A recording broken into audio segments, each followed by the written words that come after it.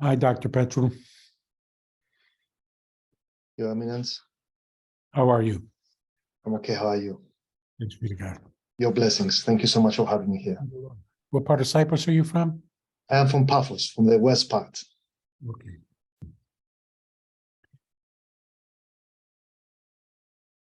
I'm supposedly from Yalusa, but I need verification.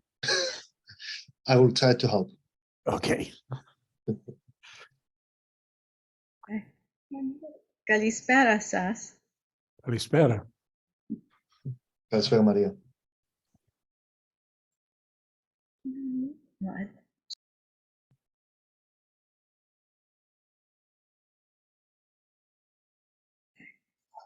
All right. I want to thank everyone who's attending this very special presentation of 100 years since the Asia Minor Catastrophe of 1922, from the great idea to the burning of Smyrna. We're very thankful and blessed that His Eminence Metropolitan Savas is with us tonight, and we will start with the prayer.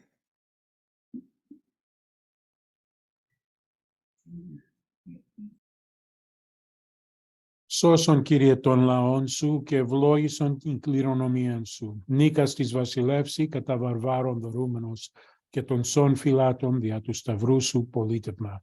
Lord, save your people and bless your inheritance. Grant victory to the faithful over their adversaries and preserve your community by the power of your cross. Amen.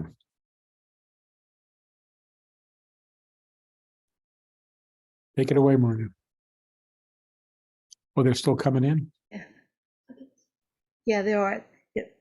Thank you so very much, Your Eminence. Wanted to very much thank Dr. Elias. He is very generous in doing this presentation for us. Dr. Elias Petrou is a professor and classics librarian at the University of Illinois. He worked as a research associate specialist at the University of California in Irvine. He is a historian and a philologist.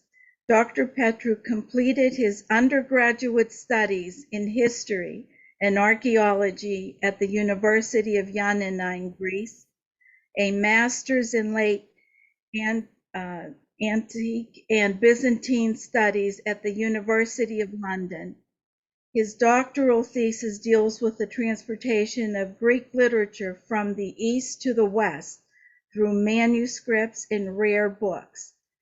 He worked as a research paleographer at the Vatican, in Venice, in Vienna, in the monastery of the Librarian at Mount Athos, in the archives of the two Greek communities of Holy Trinity and St. George in the Austrian capital. He also serves as an instructor and educator in Greek language and cultural communities, and is a member of the High Council for Greek Education of the Archdiocese. So we're very blessed to have him. Thank you so very much, Dr. Petrou. Dear Maria, thank you so much for your great words. Thank you so much for having me here. Hopefully you can hear me clearly. Before you begin, Please. Please. Is anybody else bothered by the constant dinging? Every time somebody enters, I hear a doorbell. Is there a way to mute that? I think I just did it, Your Eminence. Hopefully now we are not going to hear anything. Okay, great. Thank you. And I will eliminate also the waiting room. So now they'll just jump in. So no interruptions. Your Eminence, thank you so much. And dear colleagues, priests, dear friends, ladies and gentlemen, thank you so much for having me here tonight. It is my pleasure and honor to be here tonight, although virtually, well, it's the time. It's unfortunately we're living in harsh times still. And I am so excited and thrilled that we're continuing a tradition that actually started last year. And through these small lectures and talks, I aim to help and shed light, teach, remember, and commemorate events and periods of our Greek history and inheritance, good and bad. And last year we saw and celebrated, for example, the miracle of the Greek Revolution of 1821, and how a handful of patriots took up the arms and fought against the mighty empire of their time, claiming their independence and freedom. Well, the results of their struggle is something we can all cherish today.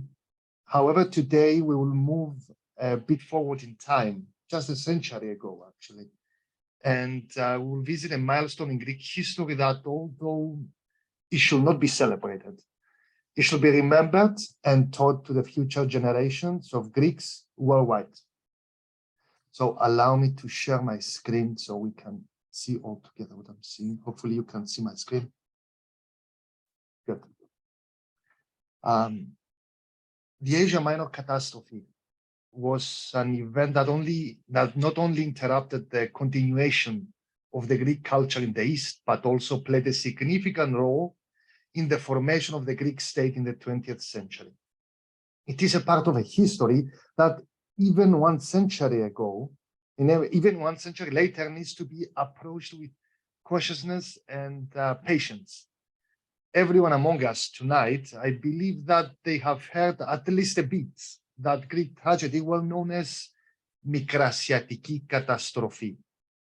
The pictures and the photos of the burning buildings and the thick black smoke over Smyrna, the desperate people running at the harbor of the city and jumping into the sea to save themselves, the thousands of refugees arriving on the Greek shores are still fresh and vivid in the minds and hearts of the Greek society.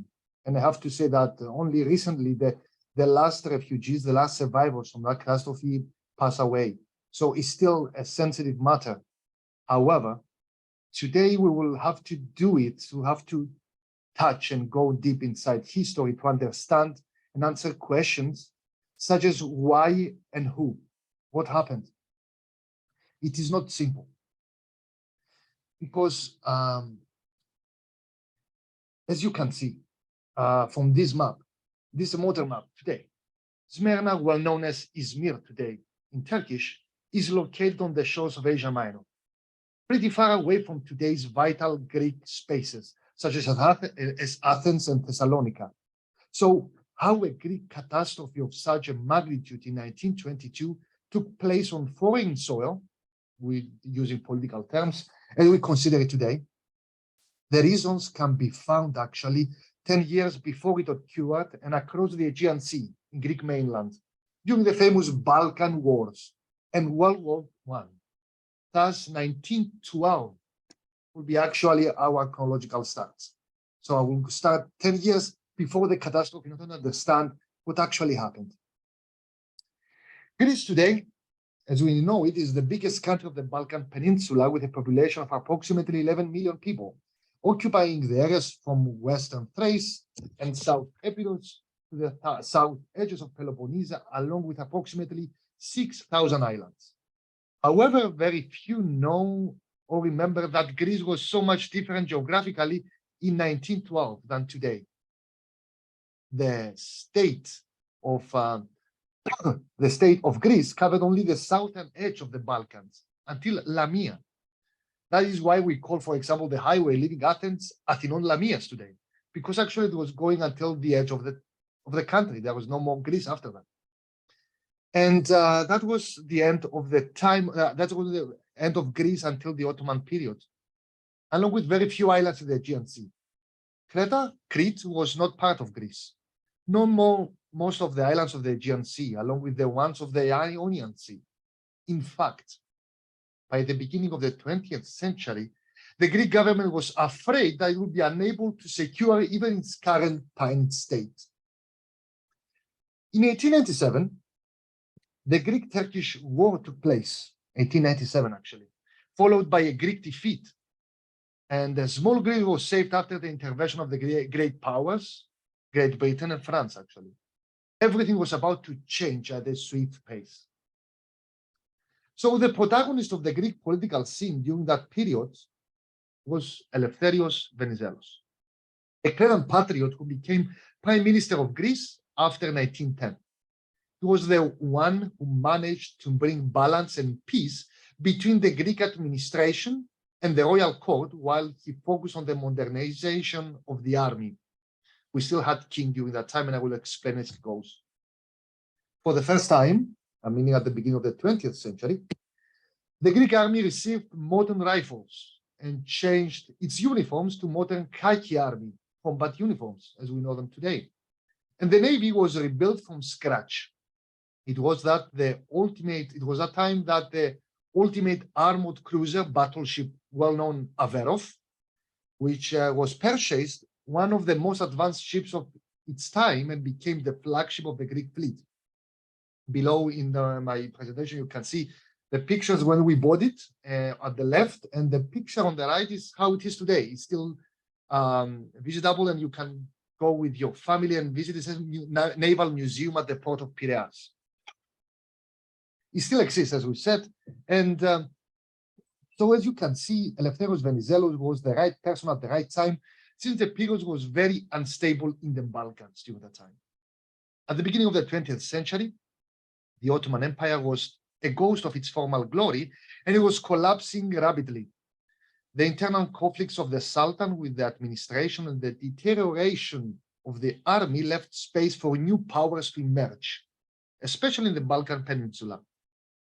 4 states acquired their freedom from the Ottomans in the Balkans until the time. That was Greece, Bulgaria, Montenegro, and Serbia. In 1912, these 4 countries allied against the Ottoman Empire, asking for reformations from the Ottoman administration. The latter denied the terms, so the Balkan Alliance declared the beginning of the Balkan Wars, and we are still a decade before the Smyrna catastrophe. The Balkan Wars took place in 2 phases.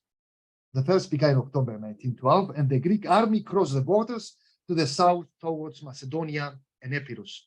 At the same time, Montenegro and Serbia moved to the south, while Bulgaria attacked the Ottomans to the east of the peninsula. As the most advanced and well-trained, the Greek army managed to liberate central Macedonia and approached Ioannina, the capital of Epirus. The leaders of this expedition were the Prime Minister Eleftherios Venizelos, as we have mentioned, and the Greek Prince Constantine. Although everything was going according to plan, an internal conflict between the Prime Minister and the Prince put the expedition at risk many times, while, as we will see, it caused many Greek misfortunes in the years to follow. At the end of the first phase in May 1913, Greece captured central Macedonia and entire Epirus. However, nothing was over. Just 1 month later, after the end of the first phase of the Balkan Wars, the second phase began, meaning that the Bulgarians actually attacked their previous allies, meaning Greece, Serbia, and Montenegro, blaming them for getting more land than was agreed upon. For that reason, they moved to capture Thessalonica, which was still under Turkish control. The Greek army moved swiftly and arrived in Thessalonica first, pushing the Bulgarians back to Thrace. And as you can see, actually here is a depiction of a famous painting where the Turkish leadership is surrendering the city to the Greek army. That's how Thessalonica became Greek. At the same time, with the battleship Averov, the ship we already mentioned, the Greek navy trapped the Ottoman navy in Gallipoli, close to Constantinople, sinking most of the Turkish ships, which had no chance against the Averov's speed and firepower. By the end of the second phase, and the Balkan Wars in general, Greece doubled almost its size, and almost actually tripled its size and population, expanding similarly to the territory we know today. So here in the map I'm presenting to you, the vertical lines show the new lands added by the Balkan Wars. Just in 2 years, Greece was almost tripled. Greece was the big winner, with Venizelos and Prince Constantine being the main heroes, although they hated actually each other. We'll see what happened. So as you can see now from this map, Greece was now closer to Asia Minor and Smyrna. The following events were crucial for what and whom we should blame for the Asia Minor catastrophe. What followed? World War I. Greece has just finished a 2 years war, victorious, as we have mentioned, Balkan Wars. Sorry. And when the world was getting ready for a global conflict, the entire world, the two camps of World War I are well known. On the one side, the Allies consisted of Britain, France, and Russia, while on the other side, there was Germany, Austria-Hungary, and Italy. Greece was, during that time, facing tremendous pressures to choose a side. Prime Minister Venizelos wanted Greece to join the Allies and have the support of the British Navy. However, Prince Constantine, who became by that time king, married Queen Sophia of Prussia. The latter was the sister of the German Kaiser Wilhelm II. Thus, Constantine wanted Greece to join the side of Germany. As a result, Greece remained neutral for almost 3 years, although World War I was ravaging Europe. In order to understand the Asia Minor catastrophe entirely, we should observe the events of World War I in Greece briefly. After the victories of the Balkan Wars and the expansion of Greece, the great idea seemed to become a reality. What does it mean, great idea? Η μεγάλη ιδέα. Η μεγάλη ιδέα was nothing else but an ambition of the Greeks to restore the core of the Byzantine Empire of the Middle Ages. It was based on the expansion of Greece to the 2 continents, meaning Europe and Asia, and the 5 seas, meaning the Aegean Sea, the Ionian Sea, the Cretan Sea, the Sea of Marmara, and the Black Sea. That space was vital core of the former Byzantine Empire. That was the personal aspiration of Prime Minister Eleftheros Venizelos, who saw an opportunity to achieve it through World War I. By the beginning of 1915, he proposed to enter the war on the Allied side. As an exchange, he asked to receive the lands of Asia Minor, including Smyrna, which still belonged to the Ottoman Empire by that time. His political opponent and king of Greece, as we have mentioned, Constantine, rejected his plan for the reasons mentioned, forcing Venizelos to resign. A period of anarchy with no existence of Greek government followed, while the Allies were getting frustrated with the Greek king, who indirectly was helping the German tactic. Serbia and Bulgaria were fighting fiercely, threatening the new Greek territory, with the Greek state remaining neutral and unresponsive. The Greek army, however, had enough. In 1916, a military coup was organized against the king in Thessaloniki. Here in the picture, you can see actually the members of the military group, of the military coup. And that military coup, that military group, named Venizelos as prime minister in the north. Thus, for a brief period in 1916, we had 2 governments in Greece, one with Constantine in Athens and one in Thessalonica with Venizelos. At the same time, the Allies, and especially Britain and France, decided to intervene actively. Battleships of France attacked the port of Athens, of Piraeus, and bombarded various places in Athens in 1916. In addition, they blockaded the entire city for months. Their demands were simple. The king should go and Venizelos should be restored. In June 1917, King Constantine left Greece for Switzerland, and Venizelos returned to Athens. He declared war against Germany the same day, and Greece entered World War I with the Allies. The Greek army played a significant role in the operations in Eastern Mediterranean against Germany and its allies. Greek soldiers fought as far as Crimea in modern Ukraine, which is actually the well-known as Greek Expeditionary Force, based on the British and French plans. And actually, that's actually very contemporary events in Ukraine. They are very well connected with that time, since many Greeks remained afterwards there in Ukraine, in Mariupol and other states. And actually, they fought against the newly formed Soviet Union and the Bolsheviks. This cost us actually later as we will see further down. So the end of the World War I in 1918 found the Allies and Greece once again victorious. The territory of Greece expanded once again. According to the various treaties, the Greek government was the protector of the Greek populations on the shores of Asia Minor, including Smyrna. So actually, in general terms, the great idea was accomplished. What you see here is it was the new map of the Great Greece after the end of the First World War. You can see all these new lands in Asia Minor, except here you can see that you cannot see it clearly, but Constantinople, modern Istanbul, was under the ruling of allies, not under Greece by that time. However, the rest of the lands around the area belonged to Greece. At the same time, as we have said, Constantinople was under a neutral status.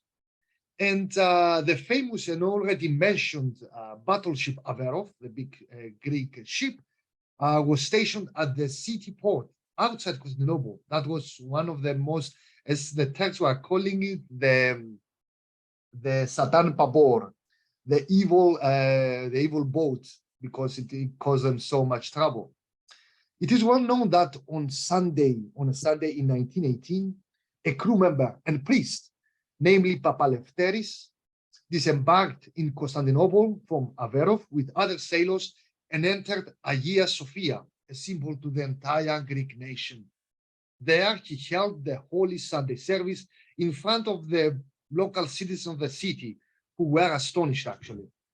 It was the first Holy Service in the great church since Byzantine times, and the last one until today. Nevertheless, the main task was accomplished. The shores of Asia Minor and the city of Smyrna were now, after centuries, Greek once again. Smyrna, let's talk about Smyrna to understand what means Smyrna. Smyrna was the most cosmopolitan city in the East. It is not irrelevant that the Europeans of that time called her the Paris of Levante, meaning taste.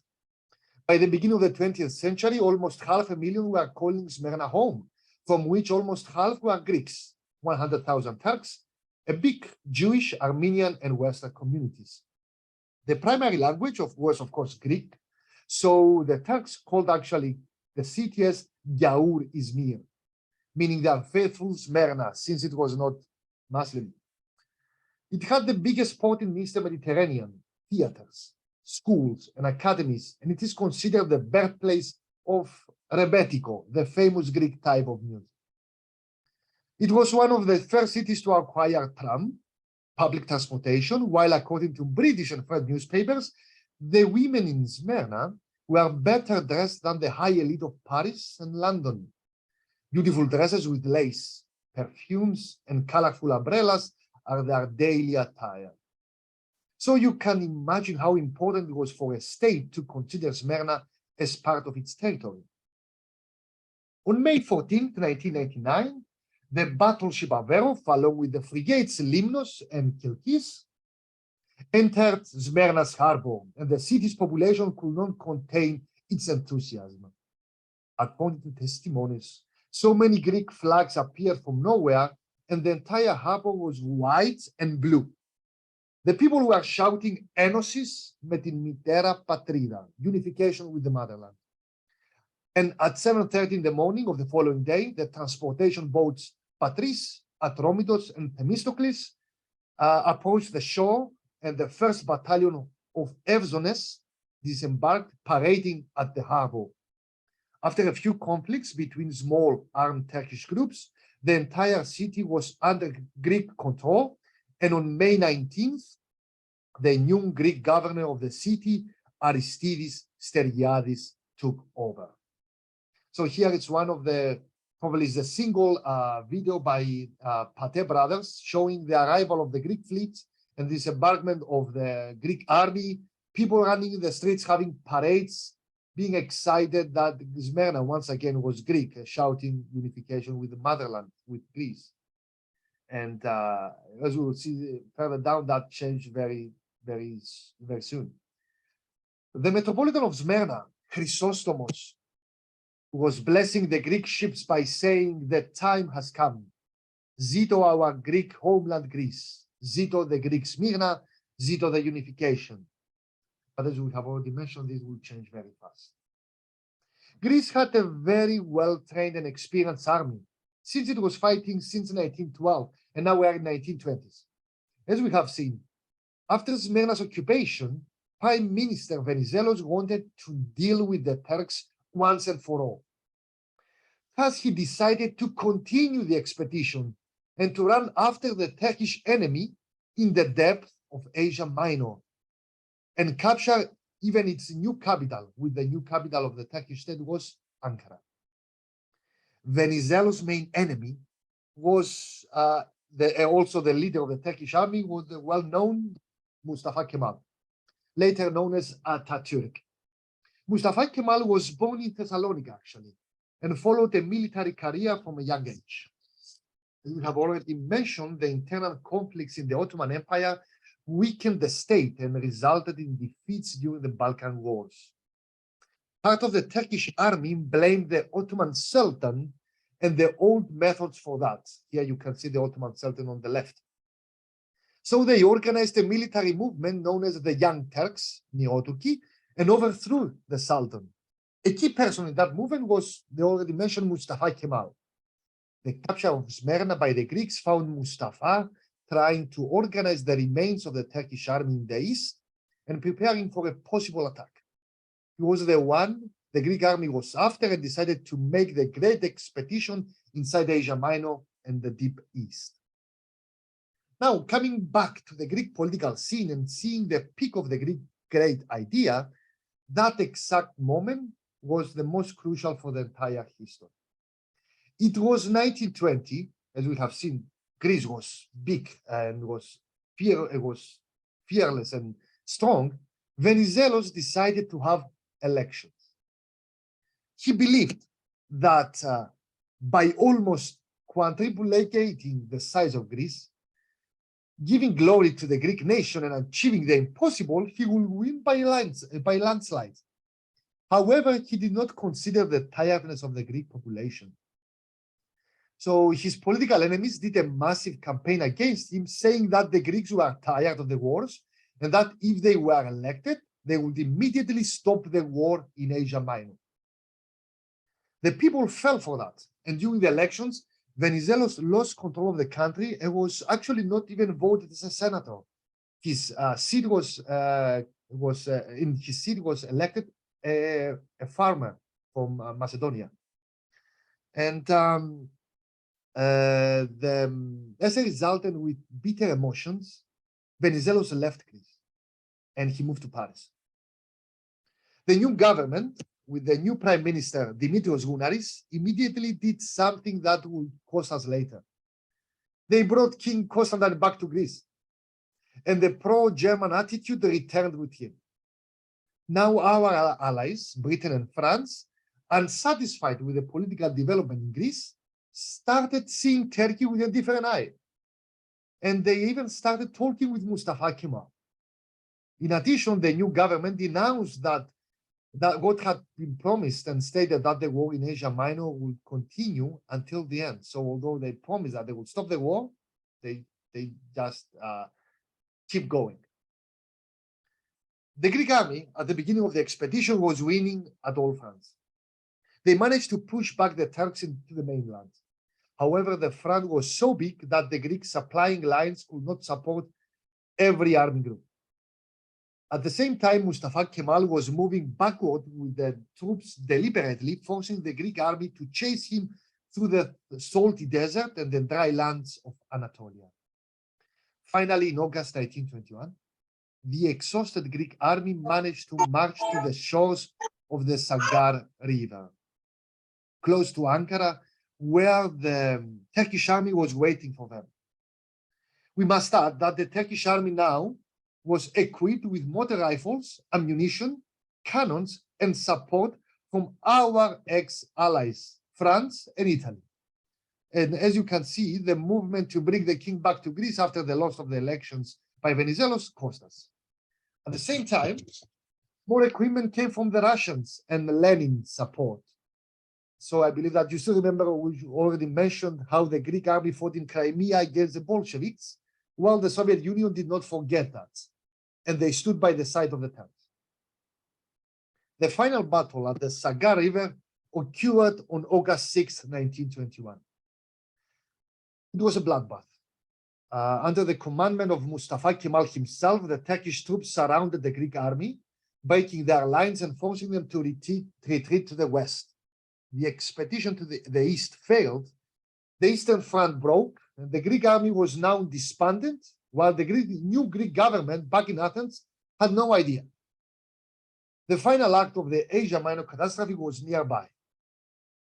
This is the map of the battlefield, the advance of the Greek army, and the final defeat. So you can see that the Greek army went all deep inside, close to Ankara. You can see Ankara on the right part of the map, and where the big battle happened in Sagar River, and from there they started pushing towards the west. The red lines you see are the ways the Greek army was trying to flee from the Turkish army. Back in Smyrna, nobody was aware of the Greek defeat in the Eastern Front until it was too late.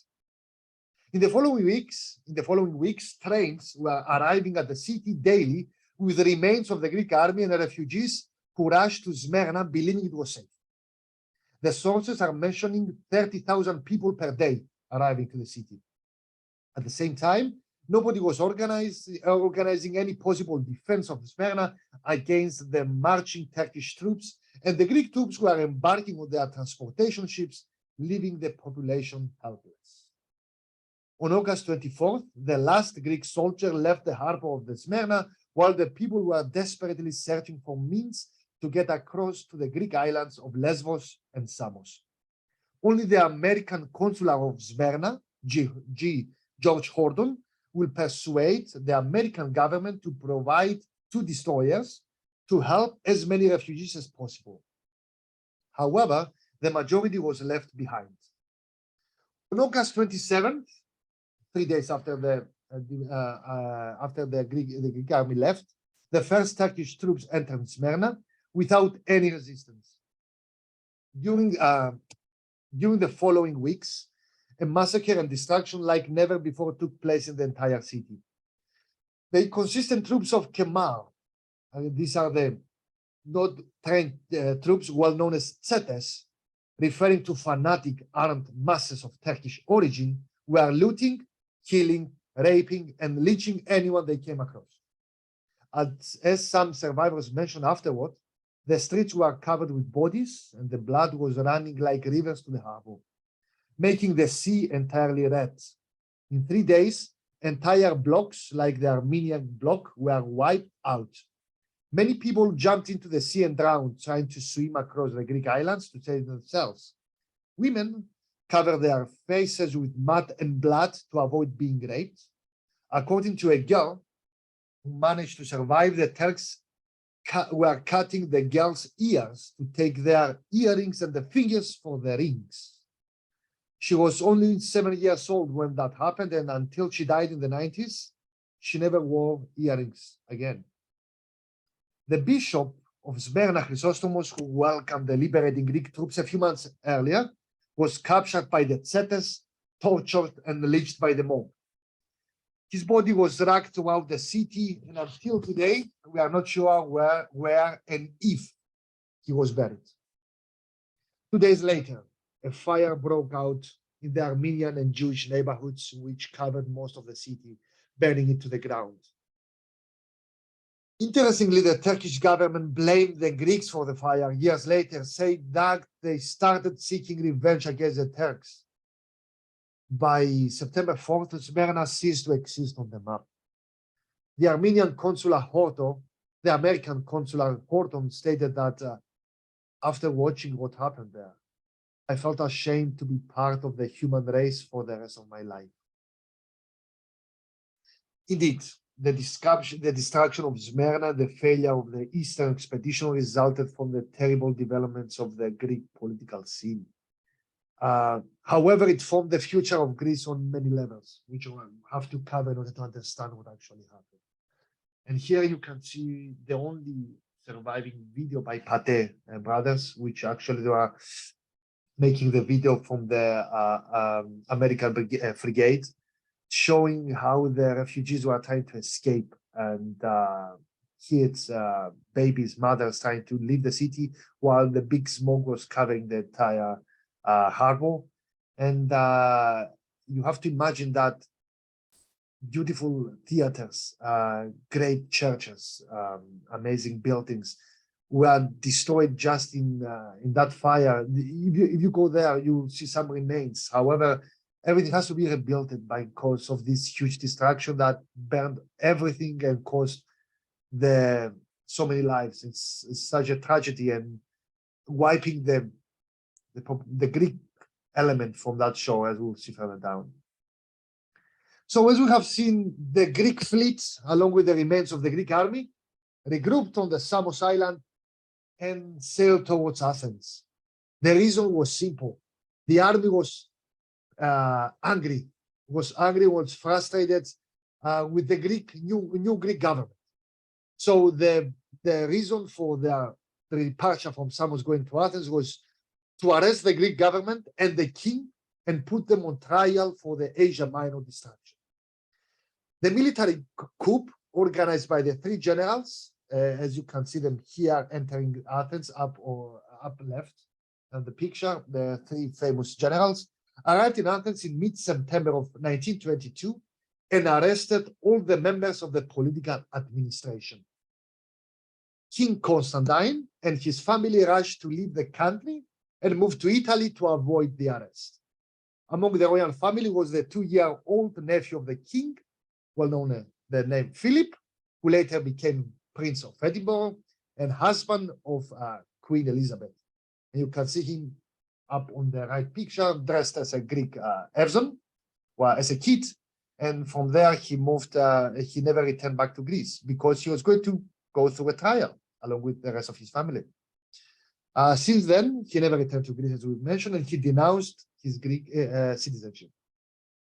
Back in Athens, the Greek army established a military court for the political leaders responsible for the tragedy. Until today, the trial is well known as the trial of the six. 6 officials were to be blamed: 3 ex-prime ministers, an ex-minister of military affairs, an ex-minister of external affairs, and a military general. The trial was brief. They were sentenced to death by a firing squad. The news spread fast, actually, among the Western powers, such as Britain, France, and the USA, who rushed to persuade the Greek military generals not to execute the court decision. Britain actually ordered one of its battleships to rush to Athens and fiercely push the Greek government, the new Greek authority. For that reason, the execution was expedited before the arrival of the British forces. So in the morning of October 31st, 1922, at the courtyard of the central prisons in Athens, and after giving to the 6 people only 2 hours for the final meetings with their families, they were shot by a firing squad and pronounced dead at 11:17 a.m. The foreign efforts to save them failed. At the same time, the leadership of the Greek army put the ex-prime minister, Eleftheros Venizelos, who was in Paris at that period, as we have already mentioned, to be the leader of the final negotiations with Turkey and cease any hostilities.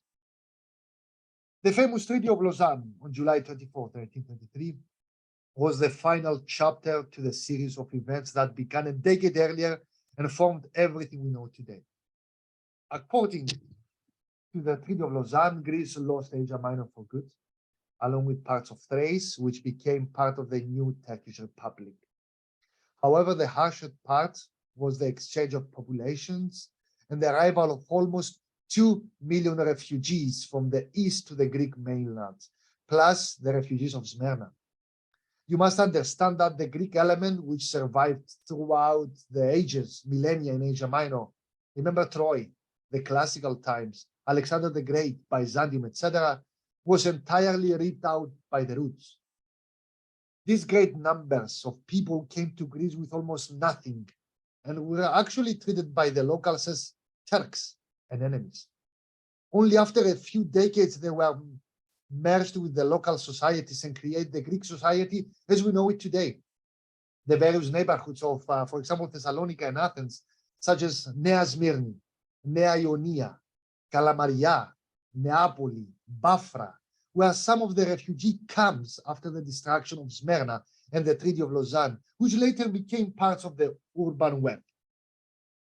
On the other side, Mustafa Kemal became the savior and the founder of the Turkish nation.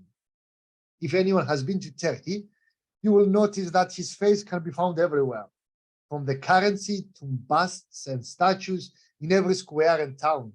Therefore, it is not irrelevant that the Turkish parliament gave him the name Atatürk, which means the father of the Turks. This year, we commemorate a century from the events of the destruction of Smyrna.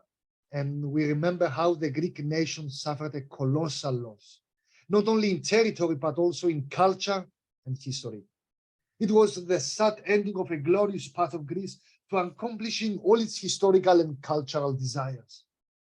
Despite their turbulences and internal conflicts, the Balkan Wars and the World War I made Greece the stronger player in the Balkan Peninsula by expanding its territory and defeating all its enemies.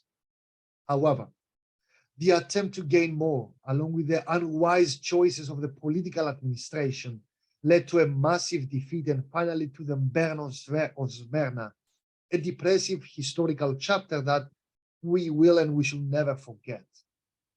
Today, Izmir, the new Turkish name of Smyrna, it's a beautiful city with many tourists every summer. However, it cannot be compared to the cosmopolitan center that it used to be.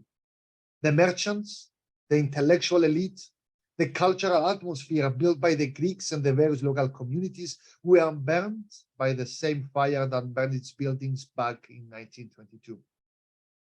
The years have passed, and we may forgive, but we do not forget, especially from the mistakes that led to such a catastrophe.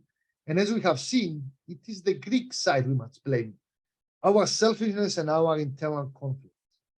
Let us keep this view in mind and teach the new generation of Greek about our historical experiences and mistakes. The Greek spirit is an idea. And as our nation's forefathers said, Greece is destined to survive and it will survive. So, Zito η Ελλάδα, Zito η Ελλάς, and thank you so much for your attention.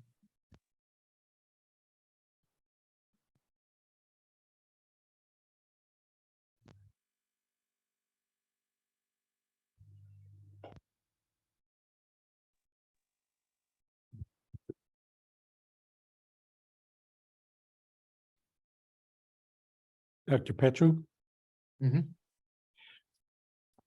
may I begin by thanking you? Or Maria, did you want to say anything?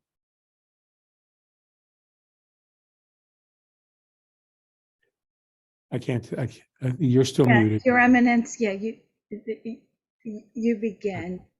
Okay, thank you. I want to begin by thanking you for a really powerful and beautifully presented narrative, supported by really amazing graphics. You know, I'm very grateful to have seen the maps, the historical personalities, the video, the newsreel footage. It hits hard. But I'm grateful also to be reminded that, you know, we have a rather simplistic view. We're not particularly good at remembering our own history, much less the history of the world.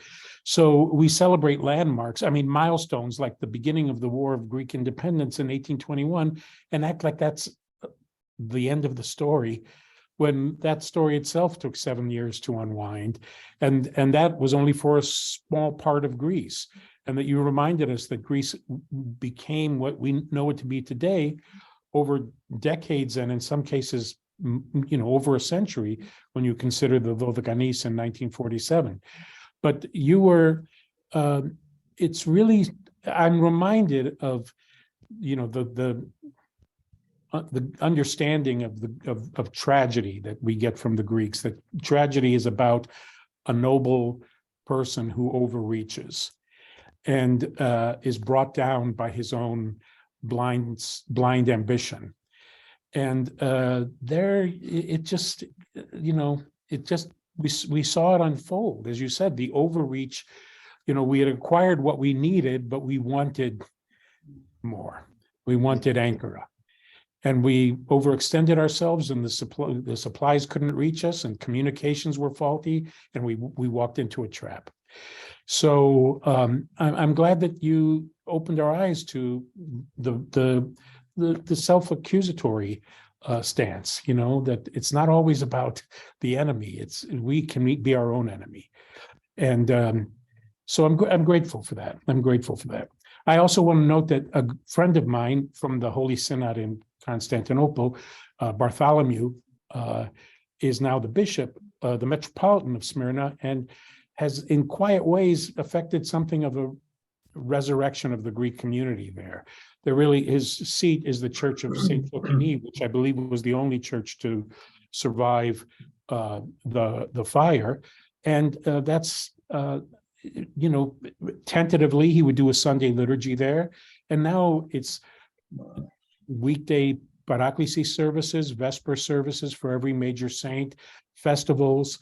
So the community is coming to life again in a very modest way, but in a real way. And I just wanted to note that and say that, we should be supportive of him and remember him in our prayers. Yes. Also to ask you, not to monopolize, but to ask, have you seen the movie that is about to debut here in America, Smyrna Muagapimeni? And what are your thoughts on it? To be honest, Your Eminence, I didn't have the opportunity, but I'm looking forward to, since I was here in the States and I didn't have the opportunity to see it. But I think that every movie or every source or every testimony is important to watch it. And I'm looking forward to see actually how they use the sources and how much details they will provide to us. But you are so right, something you have mentioned before.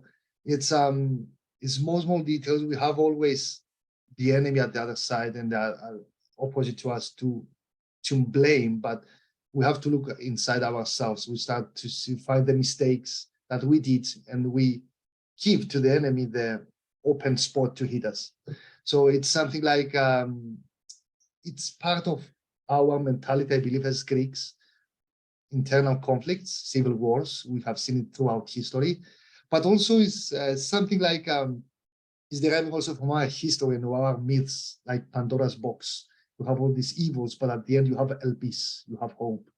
And although all this happened and everything was a huge destruction, catastrophe, burning, refugees, people died, we used these people after they come to the mainland to build a much more stronger nation. They became a workforce. They gave this push to our industry, to our economy, to move forward to modern times in Greece. So, for example, let's not forget that even Onassis was one that was crossing with his ship refugees from Smyrna to mainland, and he started from there. So you can imagine that Greeks, actually, they suffered a lot, but they will find a way to, let's say, shine once again, using what their ashes like phoenix and rise back. But before I surrender my privileged position here as the Metropolitan, can you recommend books? I mean, is there a particular book that you think would be accessible to us for its narrative clarity and historical accuracy or reliability? I mean, to be honest, I have read few books about some of the people that were actually there. I believe that being there and living it, and afterwards narrating it and writing is so strong, like Matomena Homata or some other works by Didos Sotiriou, which I'm looking forward to share with you afterwards, deep bibliographical details.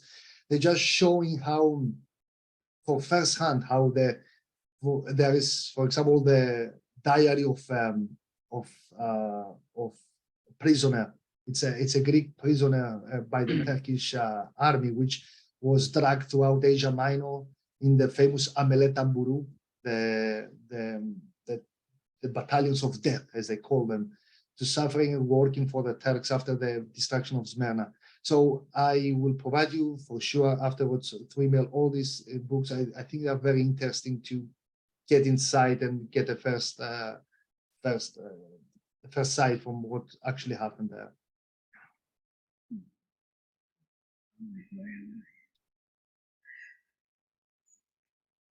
Dr. Petrou, I want to thank you. You've given us so much background as to what was going on, why it came to that point.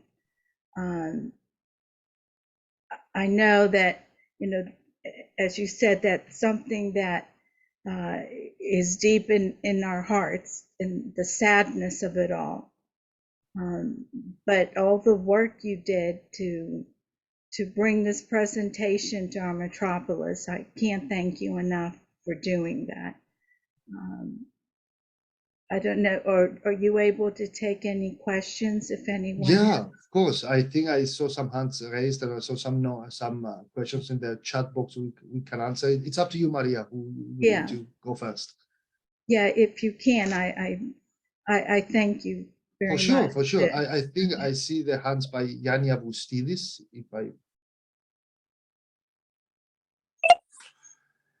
Yes, thank you very much, Dr. Petrou.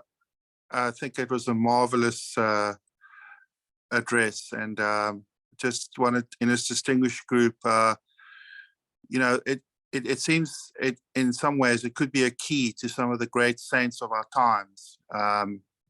And I'm sure this group doesn't need much more than that, but you know, saints like obviously Saint Paisios, of course, from and Saint Iakovos Salikis of Evia are both obviously we're refugees because of these events, and of course the Geronda of Saint Paisios as well. Saint Arsenios of Cappadocia. So those are three modern saints that come to mind, and perhaps it's a key to understanding their great blessing in the Orthodox space. I don't know if Metropolitan or some of the fathers who are in the audience would want to comment on that, but it's just a thought that that gives me some comfort anyway in this great tragedy.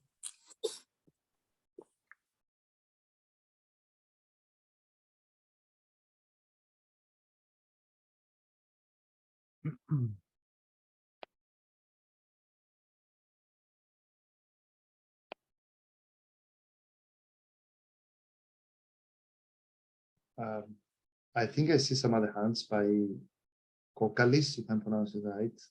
Yes, hi. Yeah, Kokalis. Thank you so much, Doc. This was a great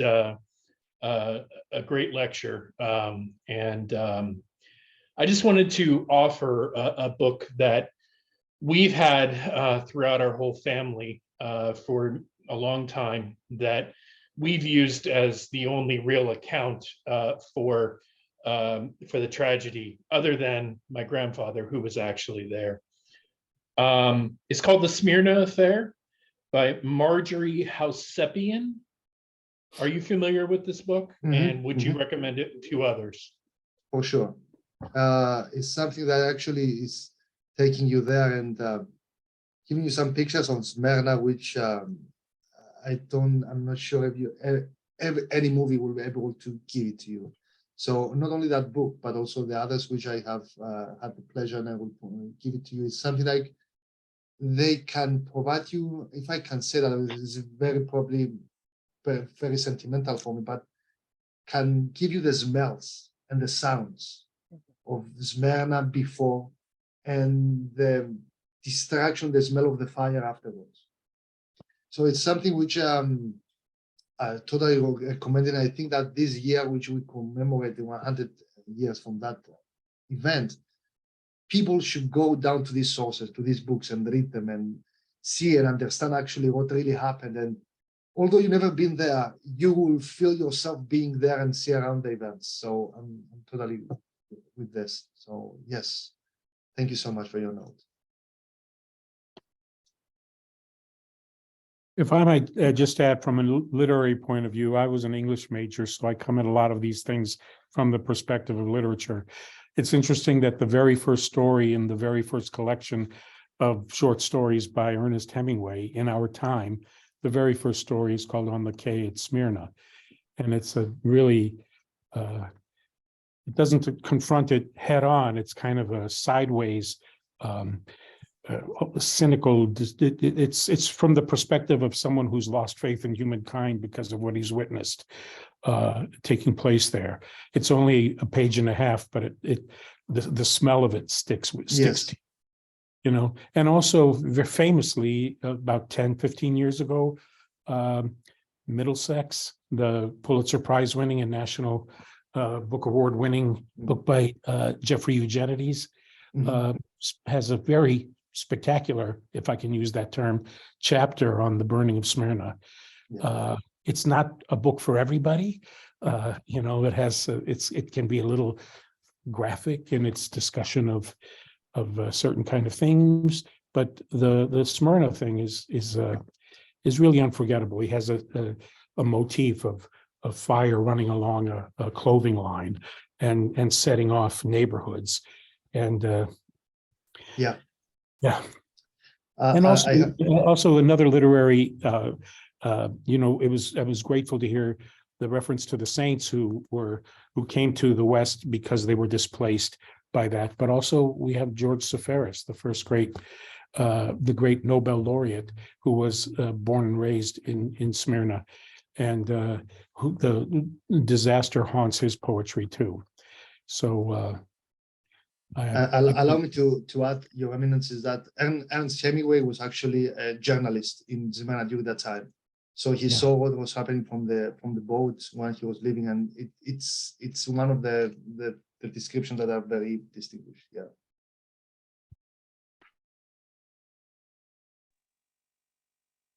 Dr. Petrou? Please. This is Labros Pilaris from Camp Hill. A couple of quick points, if I may. Please. You were mentioning the military campaign in Asia Minor, and I wanted to clarify something with you. The main battle at Sagarios River, which took place at the end of August of 1921, that was not the decisive defeat of the Hellenic army. It took 1 year for the Turks, to regroup, and then the main offensive that they launched was 13th of August to 15th of August of 1922. 1 year later, that was the one that broke the Greek lines and eventually resulted into the withdrawal of the Greek forces from Asia Minor.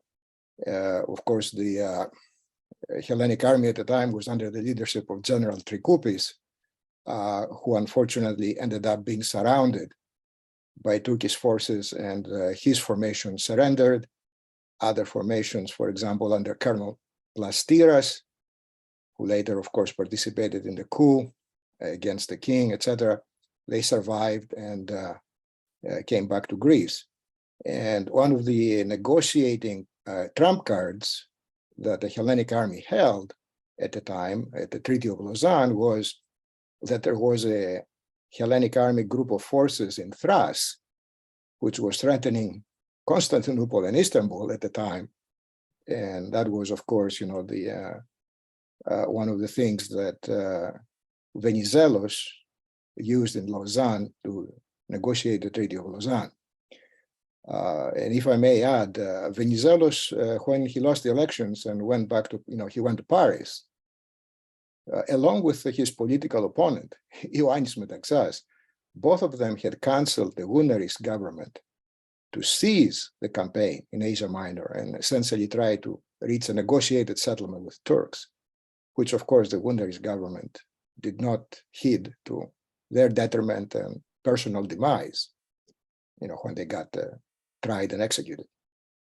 You're so right. Thank you so much for this note on this. You're so right. Actually, the main battle happened in Sangarios, and the whole offensive stopped there. So for 1 year, we have it's something which actually still put the historians into thoughts and thinking what happened during the 1 year. I mean, the Greek government didn't react at all in order to reinforce its lines or to send some support or something like that.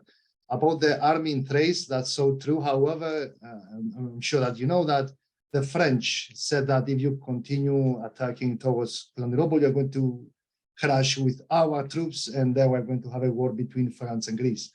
So it's something which is, everything was so delicate during that time. And unfortunately, the lack of great people taking great decisions during that time and during the internal conflict. So you can call it stubbornness of Gunares, you can call it bitterness of Venizelos, lead to this big catastrophe, and we are so sad about that. I mean, it's so many ifs. If something was happening, it's going to happen differently. What will happen today? Maybe Smyrna was going to be still Greek. Nobody knows.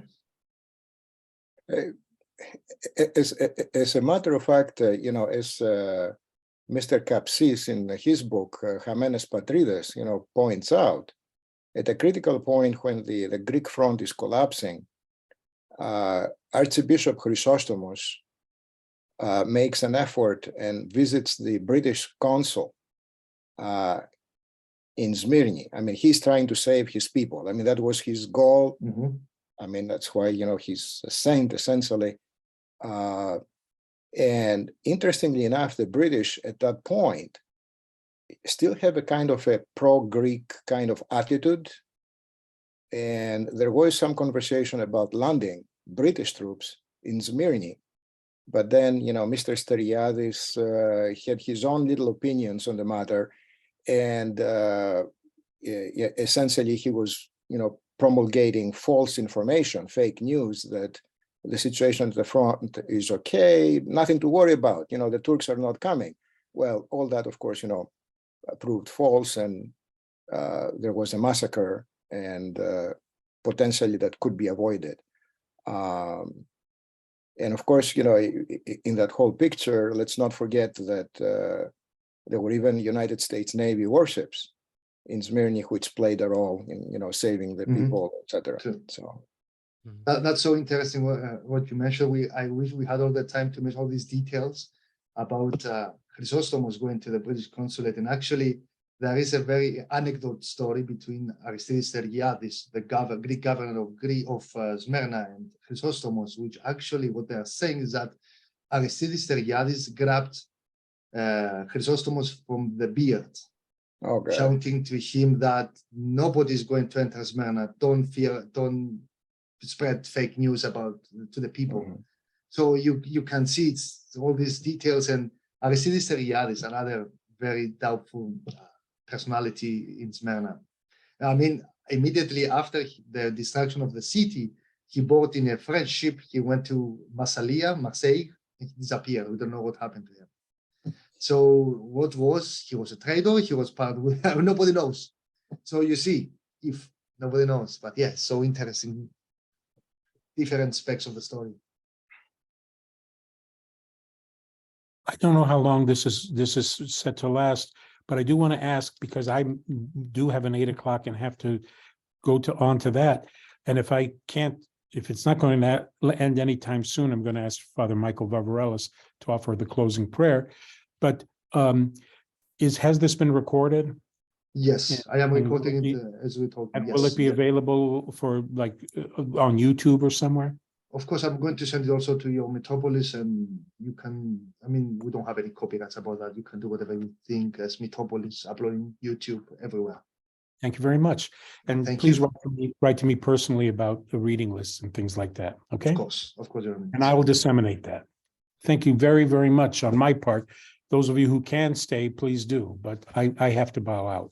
Thank you, Maria, for organizing this. And it's really good to see that there were nearly 50 participants in real time, which bodes well for its dissemination. So again, thank you very much. Thank you very much. Your blessings. Your blessings. Your blessings, Your Eminence.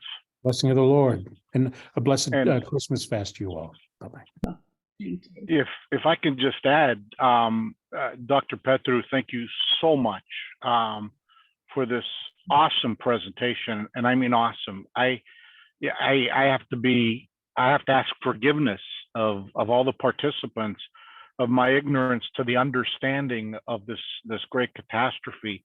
You know, of course, hearing it through my grandparents, who were refugees from Asia Minor to the island of Samos, that stayed alive. But for my generation, you know, I heard it as a child, as a teenager, but to be able to share this with future generations, as you said early in your presentation, is vital. And we give thanks to Maria, who took the initiative to bring you to our Metropolis to share this with many of our teachers, many of our folks that have the next generation at their hands, at their feet, to share this catastrophe and to share this moment of history with our young people. So thank you so very much for this presentation. I know I'm going to share it with my children, who are now young adults, who will hopefully share it with their children. So thank you again. Thank you. Thank you for being here. Yeah. I think we're going to probably just wrap it up. I don't know. Are there any other questions? Just a comment that I wanted to clarify. So when in the harbor of Smyrna, the Greeks wanted to be transported to the mainland in Greece, we're hearing stories that the ships of the Allies, French or English or whatever, they were not receiving anyone. In fact, those who were able to reach their ships by swimming, by whatever other small boats, the Allies were not accepting them. They were killing them. That's true. That's true.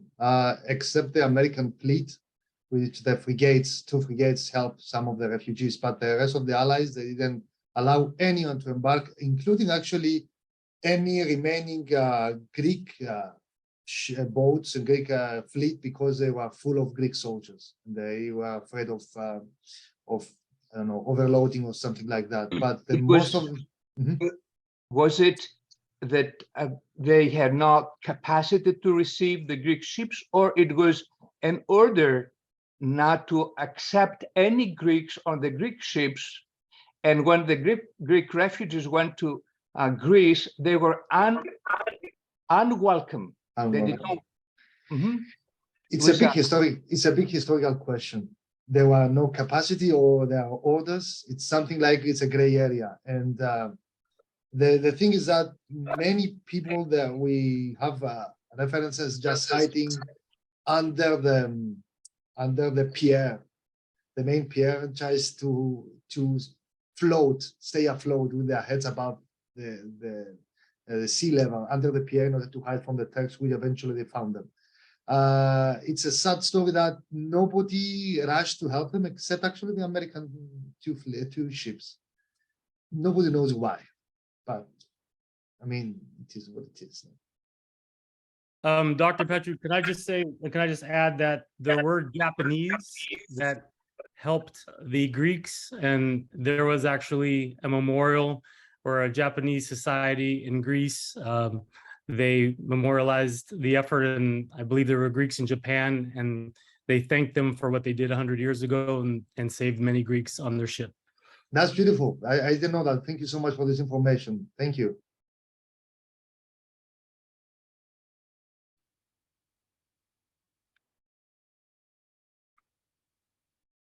All right.